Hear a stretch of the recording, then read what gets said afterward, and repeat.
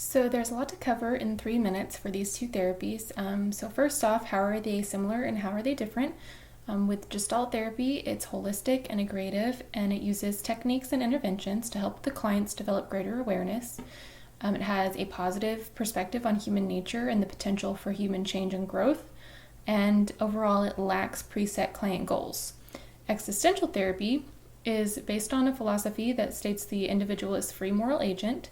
It focuses on the therapeutic relationship and authenticity. It does not focus on techniques.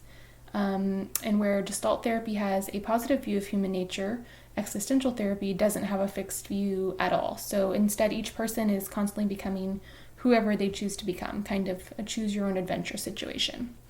The fundamental goal of existential therapy is to get the person to be a more open, honest, and authentic version of themselves, where Gestalt therapy has no overarching goals. So some of the strengths of the theories of Gestalt therapy is that it focuses on the present, it values being in touch with your feelings, it wants to facilitate self-actualization and regulation with the client, it focuses on helping clients finish unresolved business, and there are a lot more of these listed in the TAN textbook. The weaknesses are that it has an overwhelmingly positive view of human nature. It's somewhat confrontational, and so it may not be appropriate for clients who are impulsive, reckless, or insensitive. It doesn't offer answers to existential questions, and the techniques like the empty chair, if you're not very well trained, they can be easily abused and misused. Additionally, although this Gestalt therapy is adaptable, it kind of tends to be oversaturated with North American ideas and values. So the strengths of existential therapy is that it focuses on the person's unique and deep existential perspective, so it emphasizes their freedom to choose. It deals with those existential questions like death, freedom, isolation, meaningless. Again, there's a high regard within the therapeutic relationship, and it's really helpful to people that are facing like developmental crises or important choice points in their life.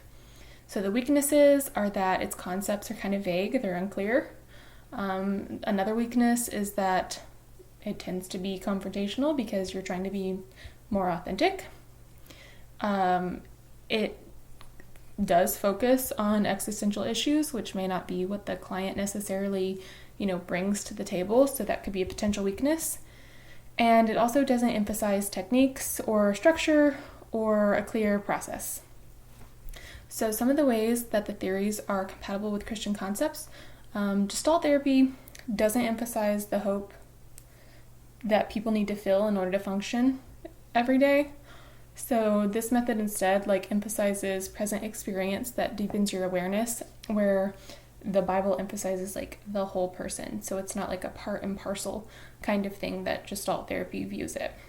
The biblical perspective for existential therapy, it has a deep respect for the person and the human capacity to choose. So that corresponds with biblical teachings. It also deals with some of the same issues that the Bible deals with, like the existential questions. So the questions are on target, but the answers are pretty unbiblical and kind of incorrect. Also, existential therapy allows for subjective and relative answers that emphasize self-autonomy, and that emphasis is misplaced because the Bible, clearly says that we should follow Christ and his teachings. The fourth question was to discuss any limitations as far as creating measurable outcomes for clients. So existential therapy sees inauthentic living and lying to oneself as the cause of all psychological problems.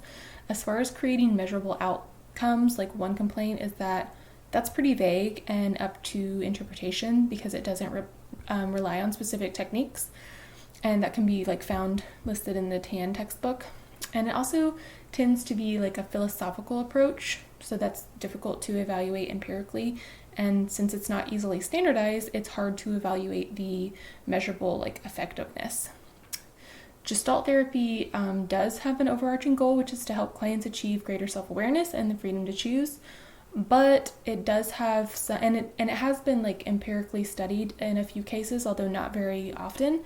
So it does have some methodological problems that could severely impact the measurable outcomes for a client.